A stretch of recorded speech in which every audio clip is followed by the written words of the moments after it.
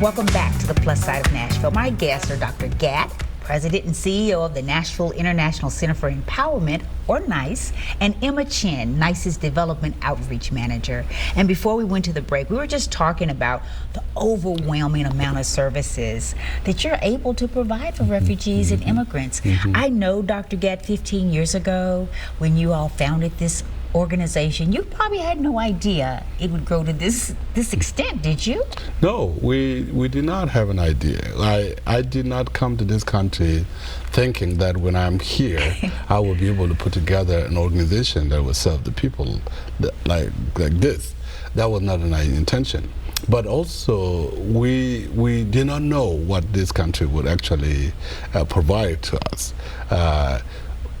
15 years ago, when the need became available, when we saw what was the challenge in front of us, we respond to the need by providing the basic education to the women, mainly Sudanese, from the Sudanese community. It started with my own wife. But when we realized that we will not be able to do this alone, right, and we will not also be able to do this in my own apartment, then we rent another place. And then we rent another place. We also knew that we would not be the only people to do this because we were also lacking some capacity. So we reach out to the community and then see that instead of thinking it was just only a few of these people who came to us, we realized that it was a huge need in the whole community. Yeah. And people have to come. We have no reason to think that, okay, now this is what we'll do, and we'll do it to tomorrow, and maybe the next tomorrow it will end. It doesn't, it didn't go like that. It can continue like that. That's right. And it's growing more and more all the time, isn't it, Emma? And you're finding that you're having to expand services to probably meet the needs of the number of people that are coming. As we mentioned earlier, you offer housing, you know, English language, jobs, so many different services to help these folks out. And you probably start with language, but how do you also help with housing and jobs? Right, so our housing program is mainly through the refugee resettlement program. So when a refugee gets sent to Nashville, our caseworkers will get them in an apartment. So that's a pretty big deal, like having a house after you've been living in a refugee camp without really anything to call your own for maybe 10 or 15 years. It's a really big deal for people to have a home. We also have a program now where we can help any immigrant in Nashville pay their rent if they are having a month maybe where someone gets sick or loses a job, because when someone's starting out in this country without anything, like, that can really be a deal breaker if someone gets sick or loses a job or anything happens. So keeping people in housing is a big priority for us, and also connecting people with employment. Our goal is to connect any immigrant who comes to us with a job, because there are companies and factories and businesses all over the city and outside of the city that are coming to us and asking for employees just because they're so reliable and hardworking.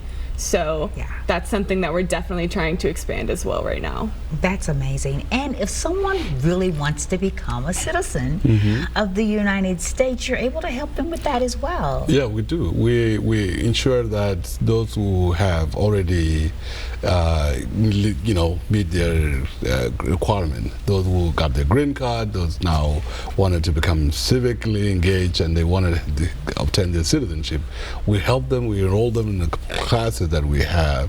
We also help them with the paperwork, and our team provide paperwork for them and also help them what they can actually do to prepare themselves for an interview. And so far we have enough of, I would say, we have an extraordinary number of people who became a U.S. citizen as a result of what we do. I love it. You know, Dr. Gat, I was reading your story of what life was like for you before you came to Nashville in America, and you don't look like what you've been through. But I understand you were a child soldier, and the story about how you met your wife is incredible. Would you tell us a little bit about how you came to be in a camp? And then also how you met your wife. So it was a war that happened in Sudan, and that was late 80. to early 90. My home was in a place in South Sudan. We live in a village. My family were farmer. We were kids. We were together with my mom and my dad and the rest of the people from the village. We did not know that we will have an enemy that will come and attack us in our own village. But suddenly, one morning, people came and bombed our area. They burned down all the villages, all the livelihood of things that we have, our cows and all the other things were destroyed. Then we had to run. We ran for our life, and then running to a place where we heard there's refugees being being received in that particular location. So it took us many weeks, pretty much month, to get into the refugees camp, and that was border between Sudan and Ethiopia. And then when we got to the refugees camp, I was a young child. My older brother were also there. Were you like 9? I was very young, yeah. So at that time, we were there in the camp. We felt okay. The camp didn't have an enemy in the camp. There were no people coming to capture us, to kill us. So we were playing like any child can play. Then enemy did not come to us, but soldier from the military that were fighting the government had access to the camp, had to infiltrate into the camp. And they came and looked for the children, looked for boys they thought were a little older, and then looking also for younger one. And there was no chance for someone like me to be not captured. I was conscripted, taken to the military. I was put into a training. Went through so much, what it takes for you to be in a number of people without your parent with you. It's a huge challenge. After I got a chance to return back to the refugees camp, after a few years, regrouped with my family, and now I had an opportunity to live again like a new civilian in a camp.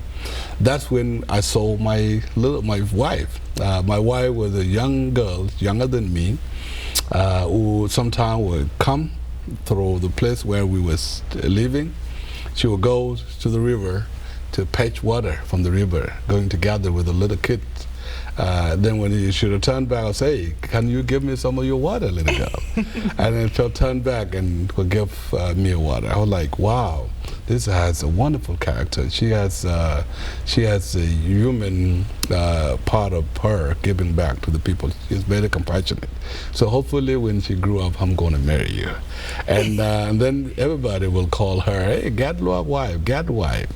And then when it was a time for me to leave the camp, because I've heard that people will come back and recapture us, my family told me to leave together with my young brother.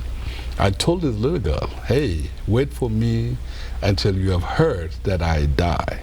Do not marry to anybody else. I'm going to be marrying you. Wait for me. She was 11 years old by then. Wow. And I was about 16. And then I left, never knew about her, I never heard about her. Until many years, until I came to the United States and adjust. So after I came here, went through adjustment, got a college degree, now got a job, then decided to marry somebody. Yes. I didn't have anybody to marry because I was working 2 jobs and also went to school full time. There was no way I can socialize. Then people told me that you have to marry somebody. But I say, I cannot marry. I have no friend here. I cannot go on the street and ask somebody, can I marry you? So I say, maybe, and I also did not like the arranged marriage. Right. So I say, what can I do? Then my brother, who just passed away a few years ago, told me, remember the girl that you used to call your wife? I said, where is she? Well, we can find out about her. And my brother went to 5 different camps. And then when they find out about her, they came back to me and say, we found her. Is she married? No. She's waiting for me. Oh, I say, yes, I will go. And that's when I left. People told me you cannot even get into camp where you were because there was insecurity in the area, and people walk for a few days to get there. I say, if you wait for me for 10 years, Yes. why should I not walk for 2 days? I walked for 2 days, and I went and got her, and it was because of her. When I brought her to the United States and I started to teach her English in my own apartment, that's when the need that we are addressing now happened. What an incredible, incredible story you have. And I'm sure there are many other stories. Yeah, that's a lot of it, yeah. Just like Dr. Gatz that you see every day, where people are actually torn away or forced to leave behind loved ones. Definitely. So you probably deal with a lot of people who have some emotional issues when they get here. Definitely. Yeah, and I think one of the most special things about NICE is that the majority of our staff are former refugees and immigrants. So yeah, a lot of people that are working with our clients understand what they've been through, and they're able to kind of help integrate them into the U.S. and kind of resonate with their experience as well. Well, thank you both so much for being here, telling about the incredible work that you do, and we'll make sure we send folks to your website, and we'll put a link on that if they would like to get more information. Awesome. Thank you. Thank you very Appreciate much. you being here. Thank you so much, everybody, for watching. What an inspiring show this has been, and I'll see you next time on The Plus Side of Nashville.